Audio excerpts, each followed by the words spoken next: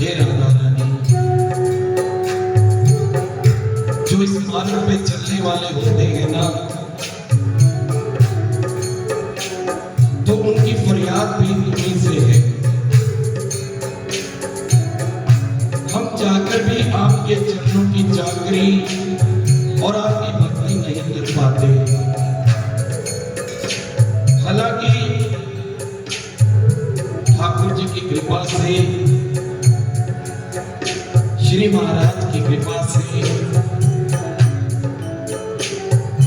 माता पिता के आशीर्वाद से हमारे पास ऐसे साधन हैं,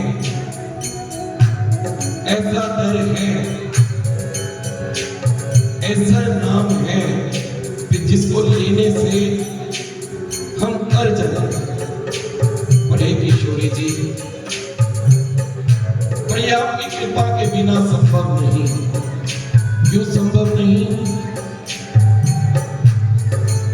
क्योंकि हमारे में मान आ जाता है, अभिमान आ जाता है।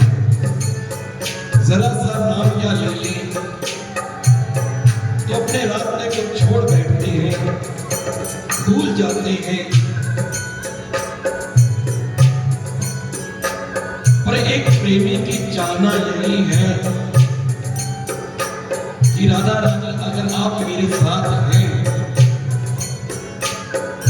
अगर आपकी कृपा मुझ पर बनी हुई है, तो फिर ये अभिमान मेरे पास नहीं आ सकता। पर जब तक आप मेरे साथ नहीं होती, तो ये सब जो चीजें हैं, क्रोध, अभिमान, मान, इनको बहुत बल मिल जाता है कि ये हरि प्रेमी इस समय अकेला है। हरि प्रेमी तो हूं,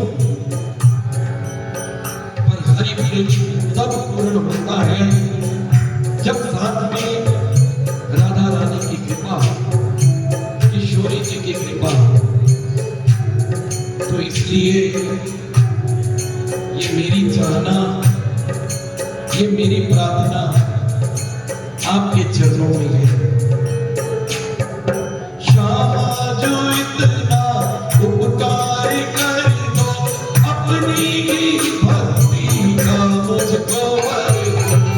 श्यामा जो इतना उपकार कर दो, अपनी ही भक्ति का मुझको वर दो। ये फरियाद केवल मेरी नहीं होनी चाहिए, ये आप सबकी होनी चाहिए।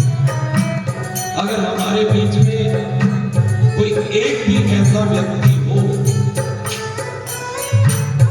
जो अभिमान रहित, काम रहित, क्रोध रहित हो, तो संत कहते हैं, ग्रंथ कहते हैं कि ऐसी सभा में जितने भी लोग बैठे, 5 बैठे हो, 500 बैठे हो, 5000 या इससे अधिक हो, वो उस एक व्यक्ति के पीछे सब तर जाते हैं, सबका बेड़ा पार होता है।